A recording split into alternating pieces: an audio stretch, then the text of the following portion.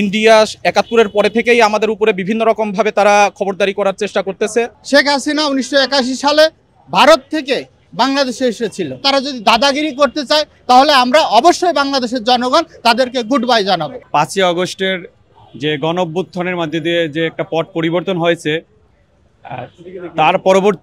তার পরবর্তী সময় থেকে এই ফ্যাসিস্ট আওয়ামী হাসিনা সরকার পালিয়ে গেলেও তার বিভিন্ন দোসরেরা বাংলাদেশে এখনো রয়ে গেছে, মাথাটা চলে গেছে, লেস রয়ে গেছে। তারা এই দেশে বসে বিভিন্ন ধরনের ষড়যন্ত্র করতেছে। তারই অংশ হিসাবে আমরা মনে করি এই যে আগরতলা যে বাংলাদেশের যে উপ হাইকমিশন অফিসে যে হামলা হয়েছে তারই একটা অংশ। তারা এটাকে রাজনৈতিকভাবে দেশে একটা অস্থিতিশীল পরিবেশ সৃষ্টি করার লক্ষ্যে তারা এই হামলাটা করেছে।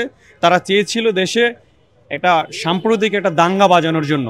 কিন্তু আমি মনে করি দেশের মানুষ অনেক সচেতন, এখন আমরা সবাই সচেতন আছি এ বিষয়ে।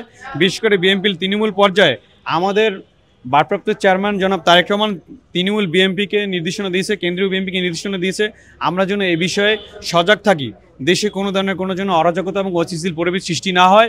এবং এই বিষয়ে আমাদের জনমত গঠন করার লক্ষ্যে আপনারা দেখতে পাচ্ছেন আমাদের যে একটা ৩১ দফা দিয়েছে রাষ্ট্র সংস্কারের জন্য, আগামী যে সাম্য মানবিক এবং বাংলাদেশ বিনিময়ের লক্ষ্যে আমাদের যে ৩১ দফা, সে ৩১ দফার লক্ষ্যে আমাদের বিভিন্ন জায়গায় সাংগঠনিক তৎপরতা চলতেছে।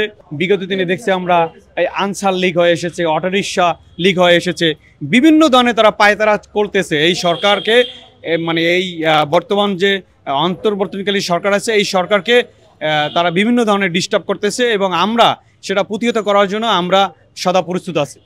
দেশের স্বাধীনতা ও সার্বভৌমত্বের হুমকি, এটা গত ৫ আগস্টে যদি আমরা স্বাধীন না হইতাম তাহলে পরে হয়তো এই এখন যেটা হচ্ছে এটা আরো গুরুতর রূপে আমাদের সামনে দেখতে হইতো।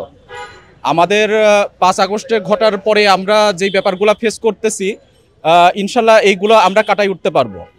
শেখ হাসিনার মতো স্বৈরাচার সরকার যখন আমরা নিপাত করতে পেরেছি তাহলে পরে এরকম কোনো ষড়যন্ত্র আমাদেরকে হয়তো দমায় রাখতে পারবে না ইনশাল্লাহ। ইন্ডিয়া ৭১-এর পরে থেকেই আমাদের উপরে বিভিন্ন রকমভাবে তারা খবরদারি করার চেষ্টা করতেছে। তারা আমাদের বন্ধু না, তারা আমাদের উপরে সবসময় কর্তৃত্ব একটা চাপাই দিতে চায়।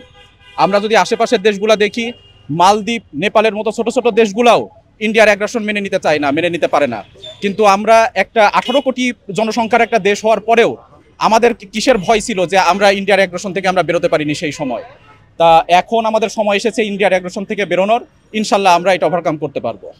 গত ১৭ বছর যাবত এই ষড়যন্ত্রটা বাংলাদেশের মাটিতে ছিল, এখন এই ষড়যন্ত্রটা বাংলাদেশের বাহিরে ইন্ডিয়া থেকে হচ্ছে।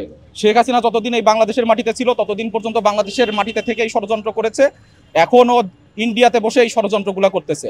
আমরা চাই বাংলাদেশের সাথে ভারতের সম্পর্ক হবে রাষ্ট্রের সঙ্গে রাষ্ট্রের, কোনো ব্যক্তির সঙ্গে না। তো আমরা যেটা দেখতে পাচ্ছি, যেটা অত্যন্ত দুঃখজনক ঘটনা, যে ভারত বাংলাদেশের জনগণের সঙ্গে সম্পর্ক স্থাপন করতে চায় না।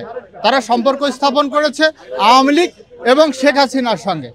শেখ হাসিনা ১৯৮১ সালে ভারত থেকে বাংলাদেশে এসেছিল, আবার ২০২৪ সালে সে কিন্তু ভারতেই আশ্রয় নিয়েছে।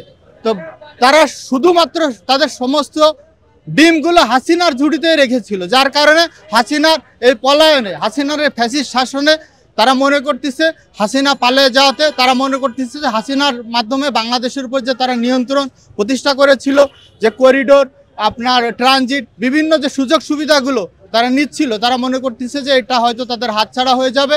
এটা তাদের ভ্রান্ত ধারণা। কনসুলেট যেটা, সেখানে তারা হামলা করেছে, তারা আমাদের পতাকাকে পুড়েছে, যেটা আসলে কোনো প্রতিবেশী সুলভ রাষ্ট্রের কাজ নয়। তবে বাংলাদেশ একটি স্বাধীন সার্বভৌম রাষ্ট্র, আমাদের নিজস্ব পররাষ্ট্র নীতি আছে। আপনারা জানেন যে আপনার ইউরোপের সমস্ত রাষ্ট্রদূতগুলো তারা বাংলাদেশে এখন আসছে, সরাসরি বাংলাদেশ থেকেই তারা বাংলাদেশ থেকে ভিসা প্রসেস করবে, বাংলাদেশে অফিস স্থাপন করবে। তারা চাচ্ছে বাংলাদেশের জনগণের সঙ্গে, বাংলাদেশ একটা স্বাধীন সার্বভৌম রাষ্ট্র, সেই রাষ্ট্রের সঙ্গে তারা সম্পর্ক সৃষ্টি করার চেষ্টা করছে। তো ভারত যদি আমাদের সঙ্গে যদি তারা ভালো সুসম্পর্ক, বন্ধুর গিভ অ্যান্ড টেক, পারস্পরিক সমঝোতার ভিত্তিতে যদি সম্পর্ক তৈরি করতে চায়, আমরা অবশ্যই সম্পর্ক রাখবো। তবে তারা যদি দাদাগিরি করতে চায় তাহলে আমরা অবশ্যই বাংলাদেশের জনগণ তাদেরকে গুড বাই জানাবো।